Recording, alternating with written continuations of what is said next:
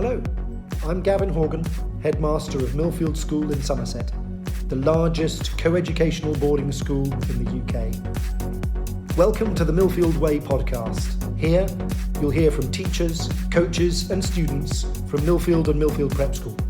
Millfield is traditionally different, and this is the Millfield Way. Hello and welcome to this Millfield Way podcast in conversation with Dan Alcock. My name's Liz Webb and for this episode I am joined by Millfield's nutritionist, Dan. Good morning, Dan. Morning, how are you? I'm good, thank you. How are you? Yes. Thank you for joining us today. So let's get straight on with some questions. Can you give us an outline of your role at Millfield? So my job at Millfield, I like to think of it as I work within three key pillars. So that's education, fueling, and then communication, working with the pupils. So within education, it comprises of a bespoke support for the students, so one-on-one consultations like you would have if you were meeting a nutritionist anywhere else. I do education to the prep school and senior school in terms of workshops, and then I work quite closely with the coaches and teachers, house parents, in terms of educating them and supporting them in the nutritional demands of their students. And then I look at fueling, obviously the main one being the dining hall. So fueling the students in the dining hall, making sure they're getting enough food, getting nutritionally appropriate food. And then also looking at that fueling, whether that's away on sports, on packed lunches, or in the gym, in the swimming pool. And then the last of those key pillars, which I think is important, is the communication. So communicating with the catering team, day-to-day menu. We've got a really great catering team, really great team of chefs. So communicating with them every day, seeing if I can provide any support from a nutritional side of things. But then also communicating with the key staff at the school day-to-day on student-athlete welfare, on student welfare. I thought coming into this that it might be quite good to give a picture of like a day in the life. So to give a picture of the different bits that I cover. So a day of working at Millfield as a nutritionist could be in the morning having consultation with a student that's been referred to me from their house parent. I could then have a presentation, so doing a presentation to a sport, trying to make it practical and exciting and interesting. I then could be meeting with a parent to discuss their son, daughter's nutritional intake and the things they're struggling with. And then I could be meeting with a student athlete to look at a food diary review, to look at some key macro and micronutrients and to assess the need for supplementation or amending their dietary intake around their competition. So a bit of a long answer, but I sort of mainly look at education, fueling and communication in regard to nutrition at the prep and senior school. Yeah, it's really interesting because I don't imagine there's many schools that would have a nutritionist that's employed by the school. Yeah. And I suppose at Millfield, because of the amount of sport and other activities that go on, it's a really key element of making sure that we're doing that holistic view of students and giving them the best chance that they can to stay well and healthy. Yeah. So you've been here quite a few years now. Yeah. What have you changed or implemented since you started in the role? I think, looking back, it feels like we've done so much, which is exciting.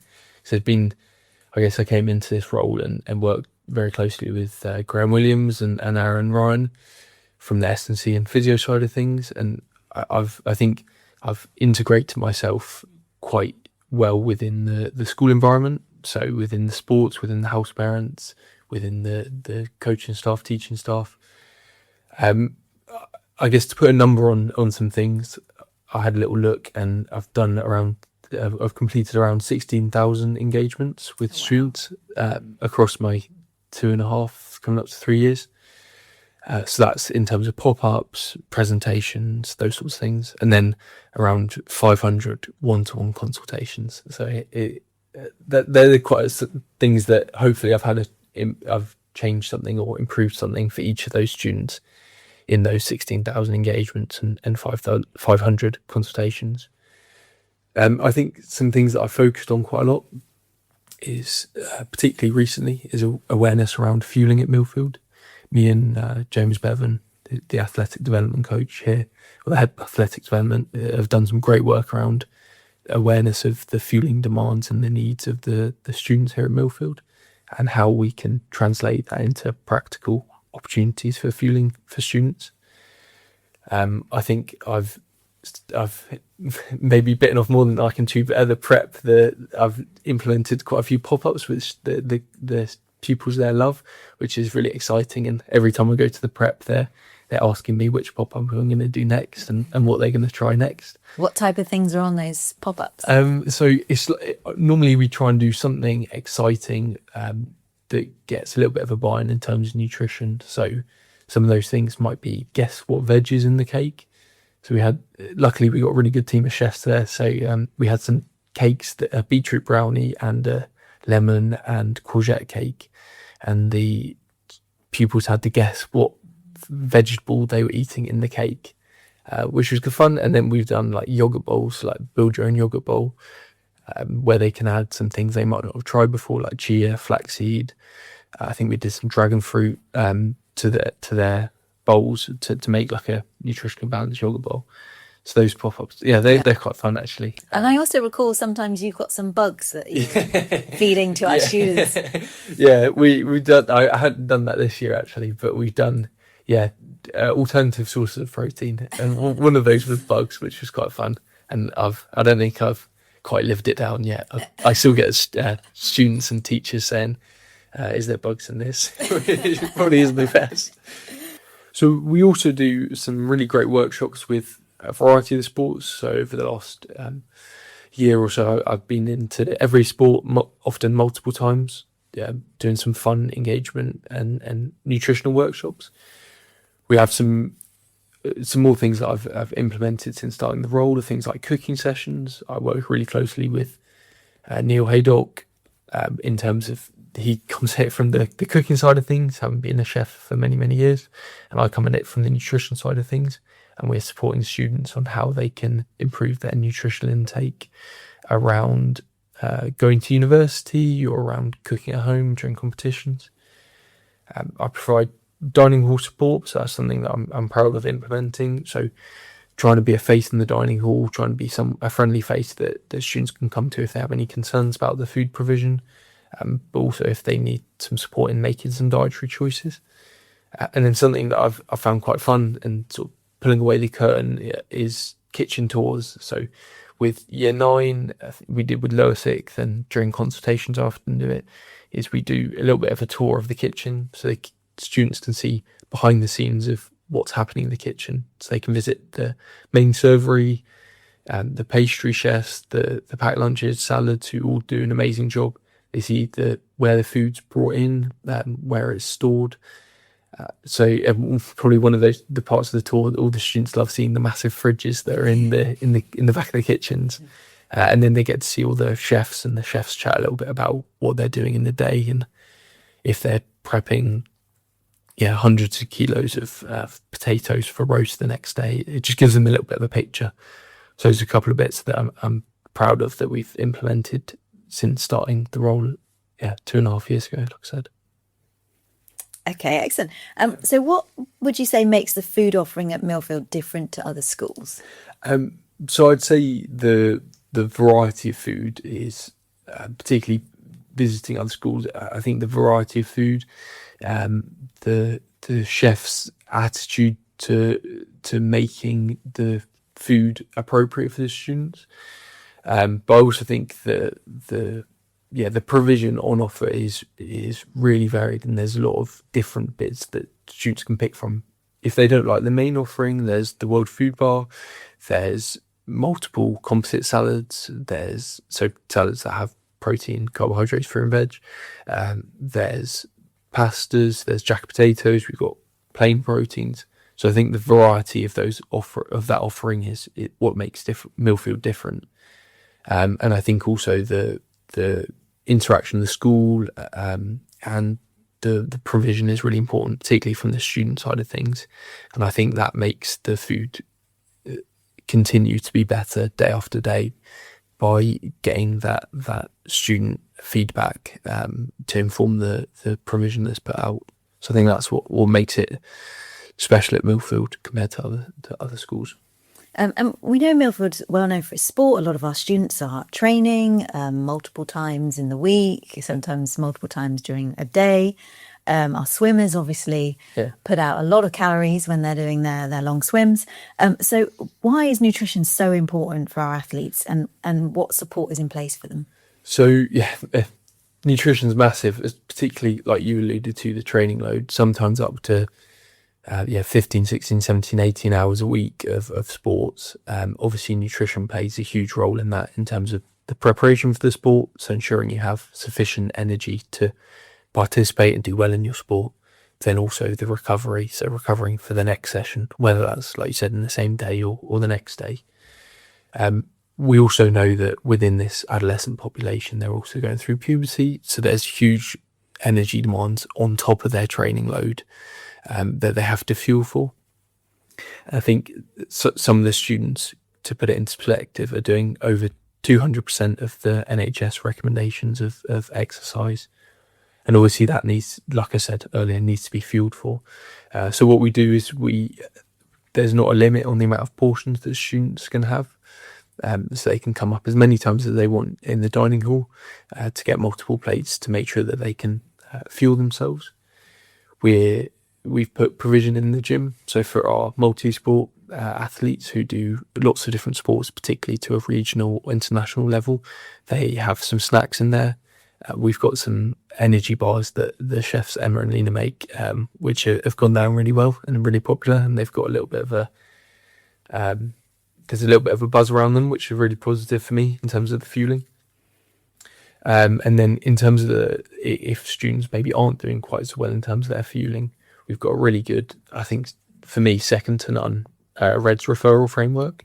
So that goes through the medical side of things. So from the doctors down there, we've got Aaron, who looks after the sort of physio loading. And then we've got James, who's really good. He's a specialist in youth athlete sports and exercise provision.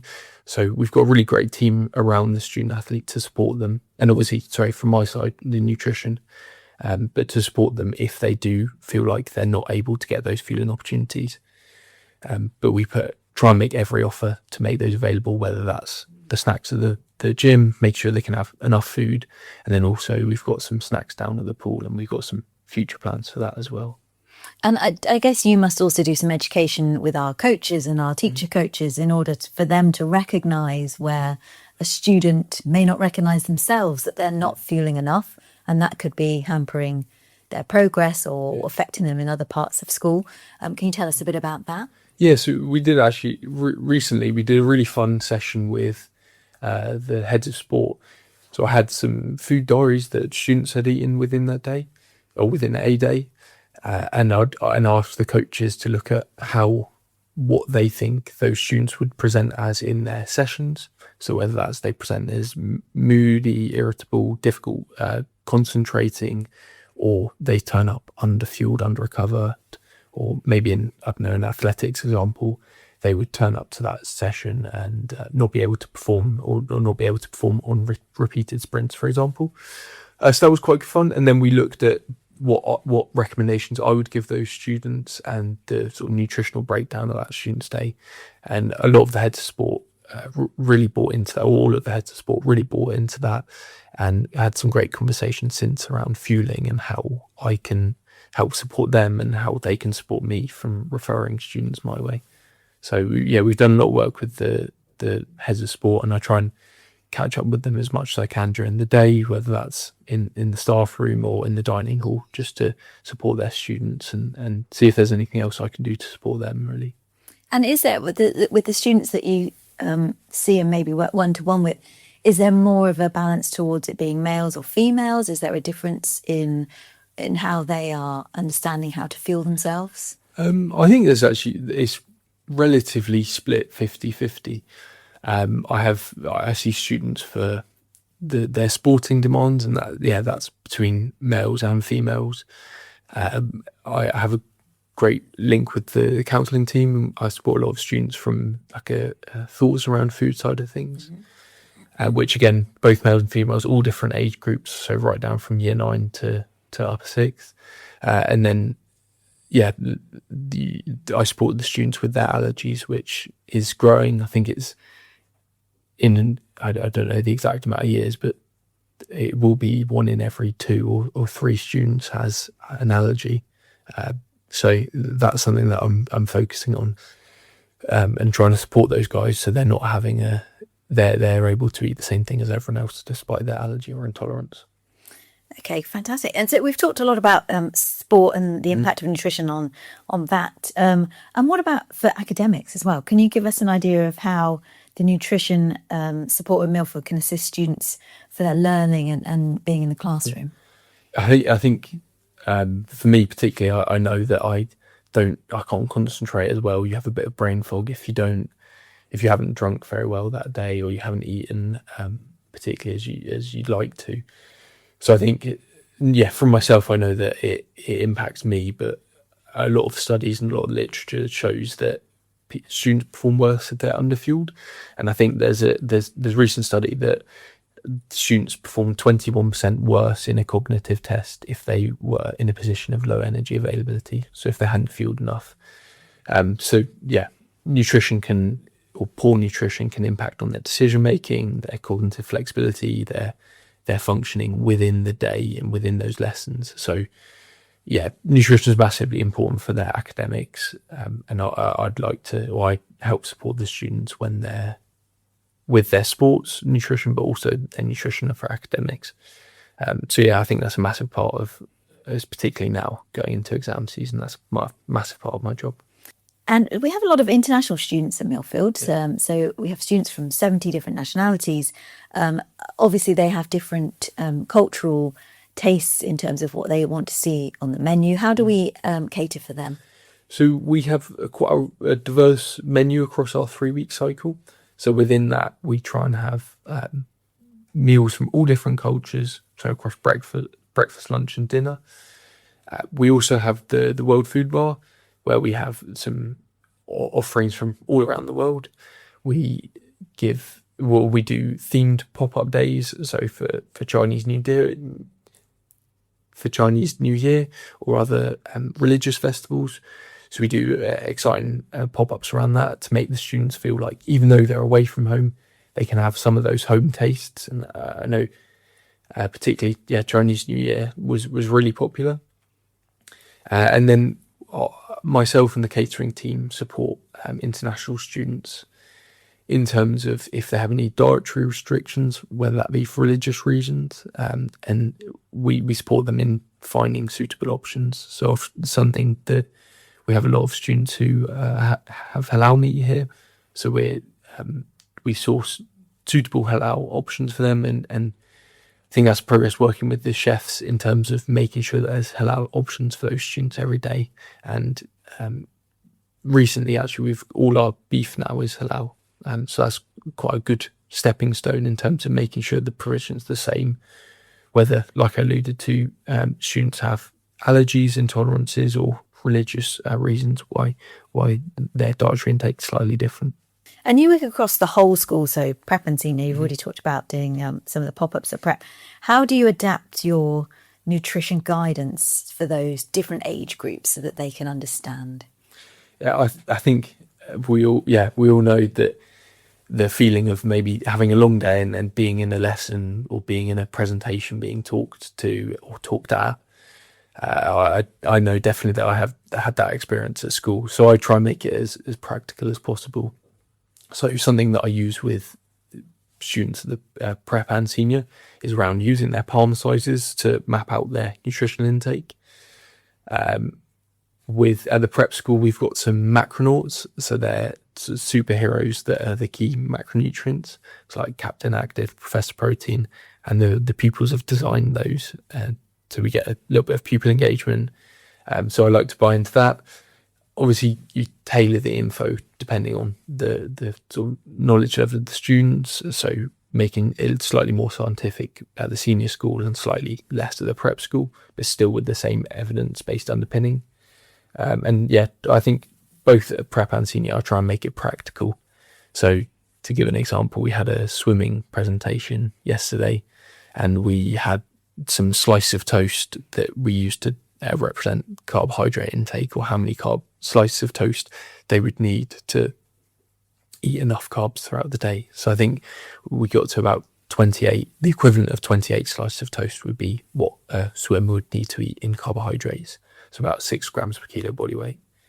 I guess an example that jumps to mind from that swimming point at the prep school is I like to use animals or something that they can link to in terms of their nutrition and in terms of how it can encourage them with their nutrition. So the swimmers were struggling with some fueling over competition days, and we used the example of Gerald, or I think Geraldina, the grazing giraffe. So we'd have the students encourage the giraffe to graze throughout the day, and they'd obviously do the same thing. So they'd be snacking or grazing throughout the day like Gerald or Geraldina the giraffe. So I try and make it a bit exciting and fun for both senior and prep. I saw the workshop photos on social media yesterday of the swimmers' workshop with the toast. And the stack of toast almost looked like a whole loaf of bread that they needed to get through. It's near enough. I think on one of those, one of the stackers had fallen over, and I tried to replace it for the photo. It's a massive amount, and that's why I'm so keen on educating the students to make sure that they realise the amount they need to fuel. So for our listeners, do you have any main nutrition tips? Are there kind of any common misconceptions that you'd like to debunk? I think there's a big one, particularly in our populations at senior school, around like protein intake.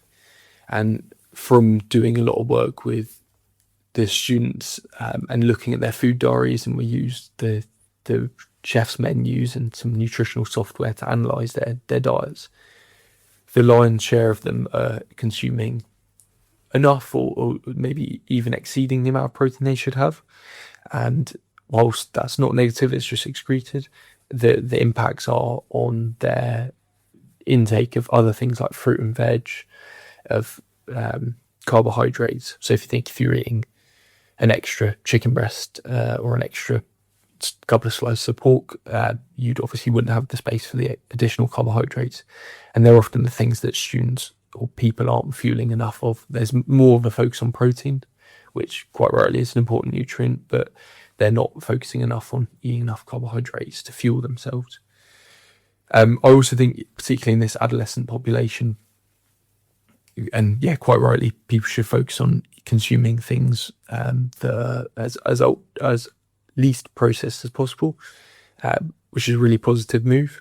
So trying to get the raw ingredients, but there are instances where processed foods are useful.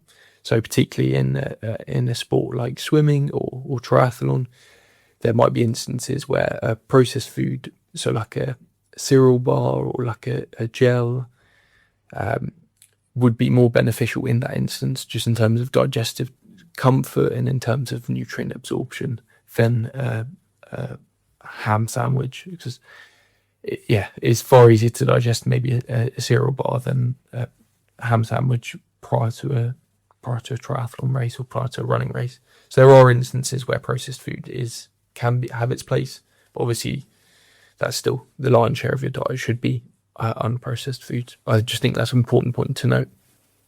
And what were the 3 main takeaways for our listeners regarding nutrition at Millfield? If they only remembered 3 main things from what we've been talking about, what would you like those to be? So I think number one, or one of the main things that I'm proud of the provision that we do at Millfield is the bespoke support. So that's the teams to individuals.